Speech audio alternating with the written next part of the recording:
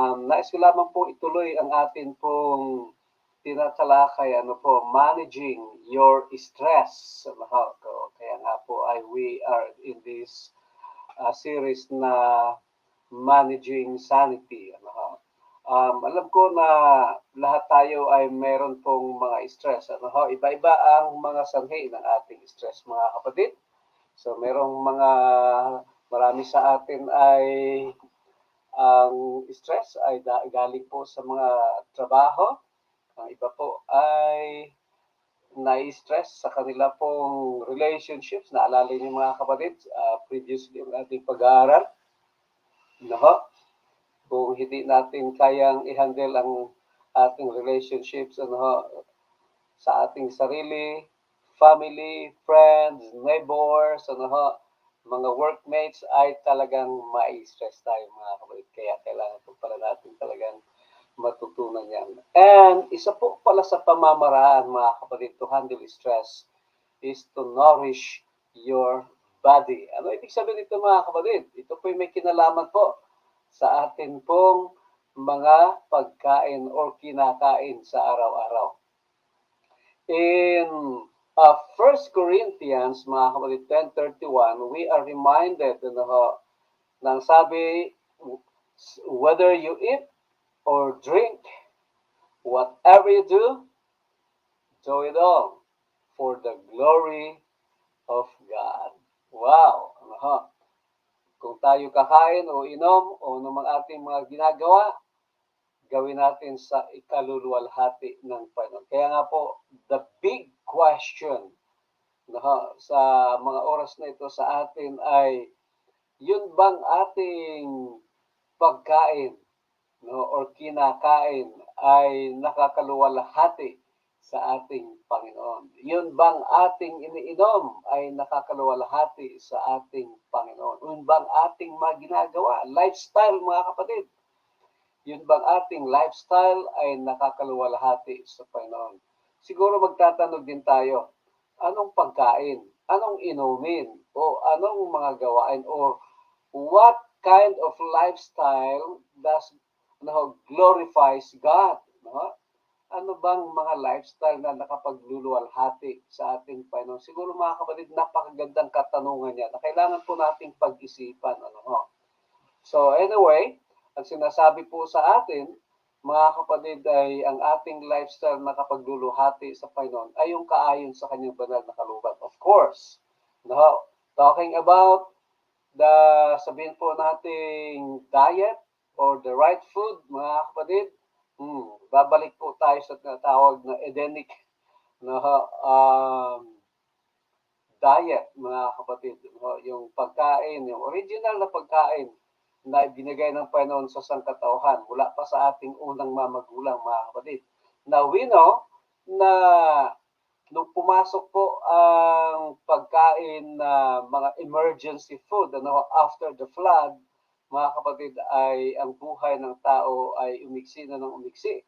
At ang height, yung height ng mga tao ay lumiit na ng bumaba, mga kapatid. So, tapos ay bumababa na nga, lumalapad pa. Yun ang kaya nga po ay dahilan doon, marami po ang pumasok ng mga karamdaman, mga kapatid, dahilan po sa ating lifestyle. Now, alam naman po natin yan, pinsan po tinalakay natin dito na karamihan po ng mga sanhi ng karamdaman ng mga tao ay mula po sa lifestyle. Unhealthy lifestyle. Of course, pag sinabi nga pong lifestyle, hindi lang po diet yan, di ba? Kasama na po dyan ang apat na aspeto ng ating buhay, mga kapatid. Kaya tayo po'y pinaalalahanan muli. Whether you eat or drink or whatever you do, that is lifestyle, do it all for the glory of God. Now, for the sake of mga kapatid, managing stress, gusto ko pong pag-usapan natin yung pagkain. We have to nourish our body.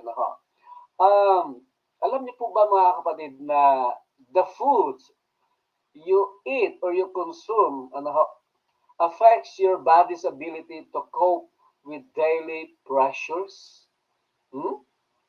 Yun po palang ating kinakain sa araw-araw ay nakakaapekto po sa kakayanan ng ating mga katawan upang mag-cope up sa mga ah, pressures or stress. Sabihin na natin mga kapatid sa araw-araw.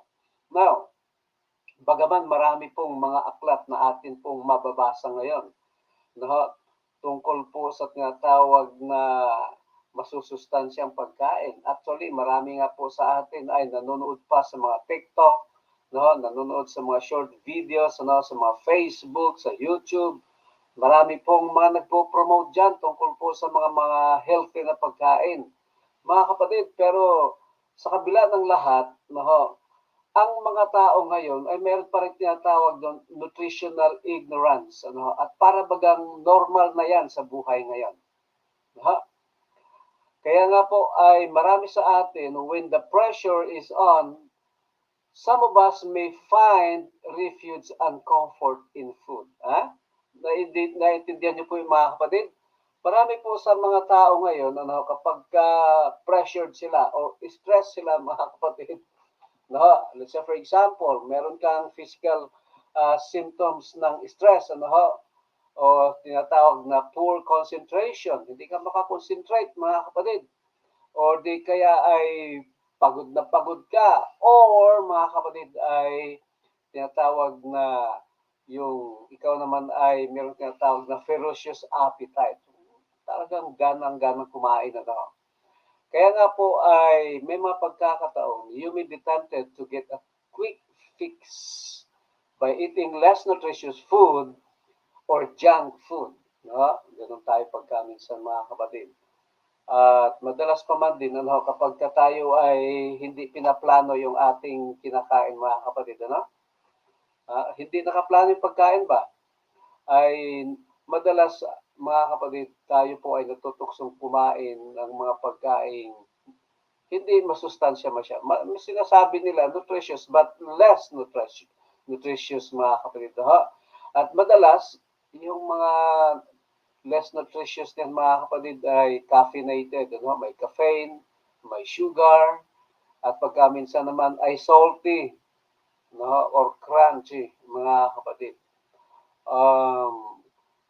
Kaya nga po ay kapag tayo ay kumakain ng mga ganito mga pagkain mga kapatid, yung mga tawag nila dyan, mga instant na mga pagkain, ay paano natin mahahandle ang ating mga stress? Kung yung ating mga kinakain ay nakaka-stress. Meron man po sa atin, naku pastor, nagsasabi, yung pagpe-prepare na lang mga pagkain ay nakaka-stress na. Yung pagising mo ng umaga, halimbawa, hindi mo alam kung anong ihahanda mo. Wala kang, magpaplano ka ng kakainin. Paano, wala ka namang ihahanda. Stress din nga naman yung mga kapatid, stressful na nga po yung pagpe-prepare ng pagkain, mga kapatid. Yung kakainin mo ay stressful pa at hindi nga po masustansya. Ano na maganda. Pero mga kapatid, tayo, tuwing kumakain mga kapatid, ay nakasanayan na natin na merong panghimagas, di ba? Gusto natin pagkatapos kumain, ay merong matamis. Alam po ba mga kapatid, lahat ng ating kinakain araw-araw, the foods you consume affects your body's ability to cope with daily pressures. So, ibig sabihin, ito pong inyong nakikita, nasa green, ibig sabihin, ang mga kinakain yan ay mga healthy na pagkain, mga kapatid, more on vegan. Yung sa kabila naman po ay puro mga emergency na pagkain. Makikita niyo mga kapatid, kapag ang tao ang kinakain po ay mga puro yung instant, prone po sila sa tinatawag na depression, diabetes, cancer, and heart disease.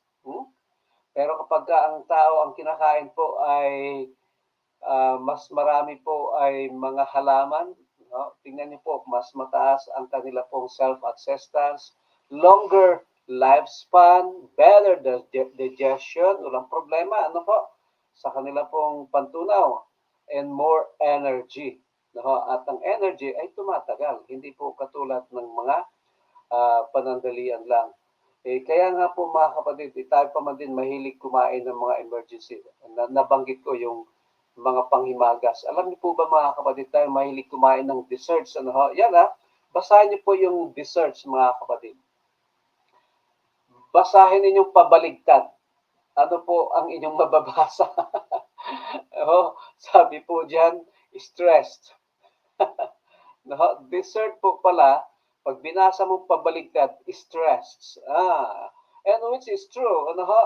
Kasi nga po, kung napansin po ba ninyo na kapag tayo po ay nagkikrave kumain, ay hindi tayo nagkikrave na kumain ng mga apple, carrots, o di po kaya oranges. Hindi tayo nagkikrave na kumain ng hinog na saba, sarap-sarap or di kaya ay buko, mga kapatid. Hindi tayo nagkikrave kumain ng mga tinatawag dito plant-based na mga pagkain. Gusto natin yung mga quick fix, di ba? Mga kapatid, at alam niyo po ba mga kapatid, it takes a healthy food choice to raise our blood sugar to the point where we feel satisfied. Kasi pag kumakain ka ng mga, halimbawa, fruits mga kapatid, it takes time na tataas yung blood sugar mo para masabi sa'yong satisfied ka na, mga kapatid. Medyo matagal kasi nga, pinoprocess pa ito ng ating katawan para maging sugar na need ng ating katawan, mga kapatid. Whereas, kapag ang kinain natin ay yun pong mga impronto na pagkain or mga emergency food or sabihin po natin na mga instant, mga kapatid, or di po kaya ay mga junk foods, mabilis tumaas ang ating sugar sapagkat ito po ay processed and refined na mga kapatid. Kaya kaunting pagkakain mo niyan, halimbawa, yung nakita nyo dyan, yung donut, mga kapatid, pagkakain mo niyan, mataas na agad ang sugar mo. Pero mga kapatid, ang problema, mabilis ang pagtaas ng sugar, mabilis din ang pagkawala nito kasi process na yan eh. Hindi na siya ipoprocess ng katawan, sugar na agad siya. So kaya ang mangyayari, ay maya-maya nanghihina ka na kasi kaunti lang yung nawala na agad yung energy na kinain mo. So mamaya kakain ka ulit, sugar ulit mga kapatid, mga instant ulit na pagkain mga kapatid. So tataas ulit ng sugar mo. So in the long run mga kapatid, mas marami kang nakain carbo or sugar na galing po sa mga immediate na pagkain. So kaya nga po mga kapatid ay marami po na-away sa mga diabetes, mga kapatid, gawa nito. Kaya nga po, alam niyo po ba kung yung donut na alam niyo po ang pinakamasustansya dyan na bahagi, kung yung bilog na ganyan, yung nasa gitna, sabi nila, Anyway, so kung titingnan nga po natin mga kapatid, di ba kapag kumakain tayo ng mga instant na pagkain, lalo na yung may mga sugar, mga kapatid, pag kinain mo, ang ating brain, mga kapatid, ay nagre-release yan ng tinatawag na serotonin. Ang serotonin, mga kapatid, ay ito po yung hormone na tumutulong sa atin para mag-relax tayo. Kaya lang, mga kapatid, yung relax niyon ay for a brief time kasi nga po, process na yung sugar. Unlike kapag ang kinain mo, mga kapatid, ay fruits, let's say for example, dahan-dahan po siya, na tumataas ang ating sugar. Pero, mga kapatid, matagal din po siyang maubos, matagal mawala. Kaya nga po, hindi ka kaagad magugutom. Mga kapatid, kapag ang ating kinain puro mga impromptu na mga pagkain, mga kapatid, tataas ang sugar, pero mabilis din bumaba. Kaya kain ka ng kain. Anong nangyayari, mga kapatid? Yan, marami sa atin nagiging obese, or overweight na. Ang iba naman, alam niyo po ba mga kapatid, kapag mataba ka na or obese ka na, ay you are tend to diabetes, mga kapatid. Kaya nga po ay dapat ay tinitingnan natin ang ating pagkain. Alam niyo po ba mga kapatid, pagka minsan yung nagki-crave tayo ng kung ano-ano mga pagkain. Alam niyo po ba na pagka minsan ay maaring hindi pagkain ang kinakailangan mo, mga kapatid ho? Kasi may mga time na gustong-gusto mong kumain pero you are feeling whatever the emotion, the stress generated. Kapag ka nagiging emotional ka, let's say for example, galit ka. Yung iba mga kapatid, kapag emotional, kapag ka galit, ay dinadaan sa pagkain. O, di ba? Ang iba naman po ay kapag ka maraming mga fears, worries, or anxieties, dinadaan sa pagkain. Ang iba naman po, pagod na pagod. Sabi na, pagod ako. Gusto kong kumain. Kaya nga po kakain. Pero mga kapatid, pagka minsan, yun po pala, ang solution lang nun, baka kailangan mo lang magpahinga. A 10 to 15 minutes. Not maybe the solution. Kaya nga po, ano bang sinasabi ko, mga kapatid? Ang sinasabi ko ay we have to learn our body. Pag-aralan natin ang ating katawan and monitor what triggers you to want to eat. Pag-aralan natin, ano ba yung bakit gustong-gusto. Let's say for example, mga kapatid, sa lahi po namin ay medyo matataas ang aming sugar. So, pinag-aaralan po yan. So, ano bang, bakit gustong-gusto kong kumain ng ganito? Yun po pala. Let's say for example, kahapon mga kapatid, kinuhanan ulit kami ng dugo ng aming anak, si Arlie, yung aming medtech. Tapos ay dinala niya sa laboratory, yung aming blood. So makita ngayon, alin ang mataas? Mataas ba ang ano ba yung tinatawag nila? IRT ba yun? Ibig sabihin, mataas ba ang yung cholesterol? Mataas ang uric acid? Mataas ang sugar? Something like that. So doon mga kapatid, kahapon, so nagkakaroon na kami ng sariling evaluation namin. Kaya pala, mataas ang aking uric acid. Kasi masyadong mahilig ako sa nuts, masyadong marami akong kumain ng nuts. Kaya sabi ko, kailangan kong babaan yung pagkain ko ng nuts. Mga kapatid, something like that. So, pag-aralan mo yung katawan at i-monitor mo kung ano yung mga nag-ano siya na parang gustong-gusto mong kumain. And one of the best strategies, mga kapatid, against stressful eating is to get healthy food in your system.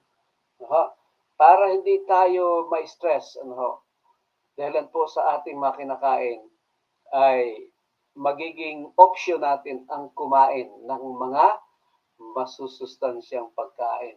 Mga kapatid, alam niyo po ba na prolonged stress can cause our internal system to break down, mga kapatid.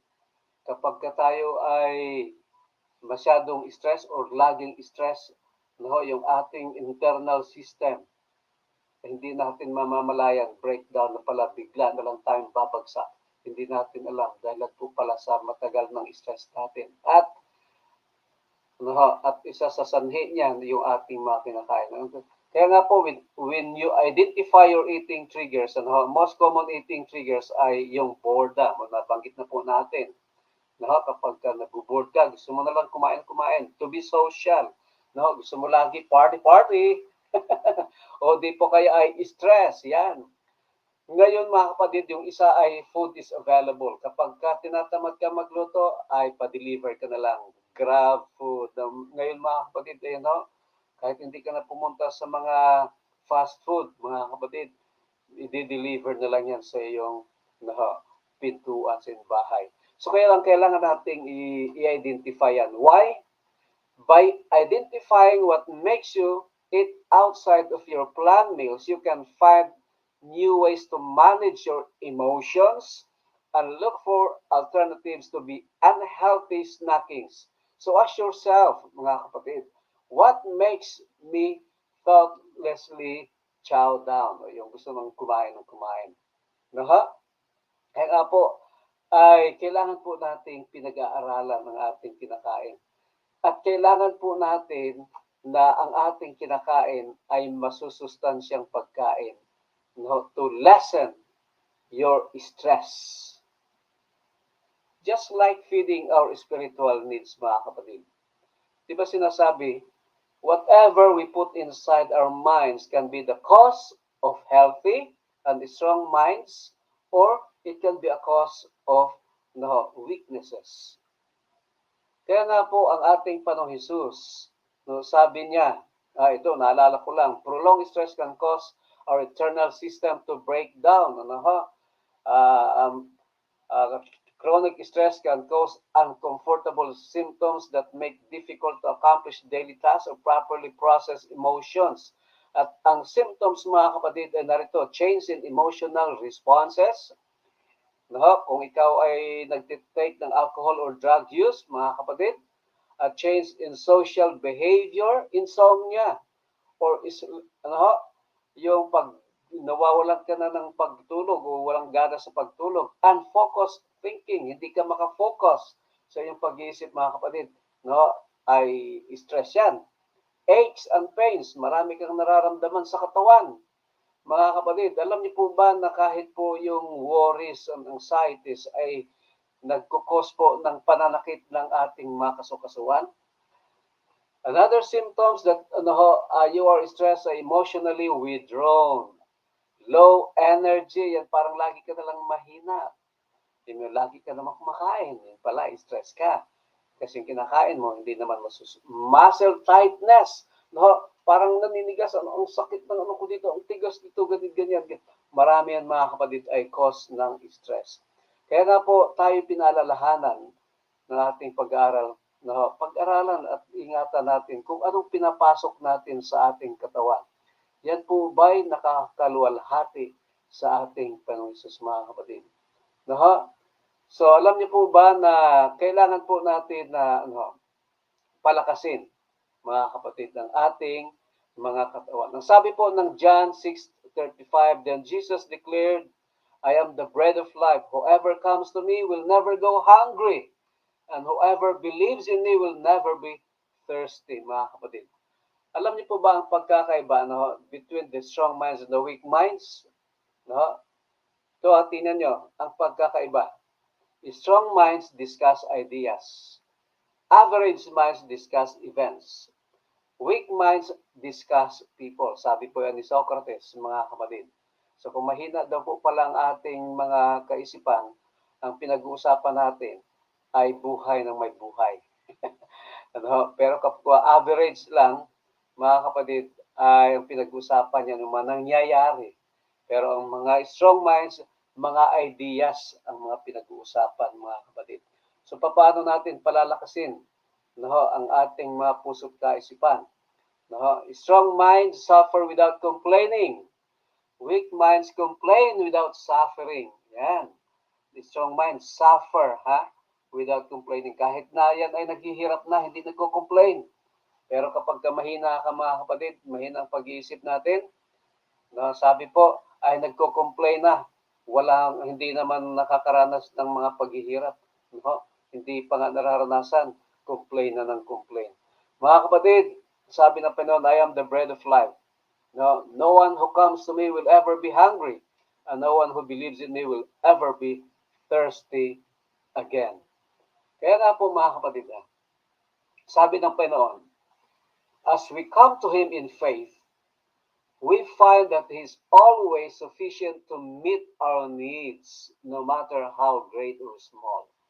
Kapag tayo po pala lumapit sa Panginoon, He is always sufficient. Sapat siya, mga kapatid.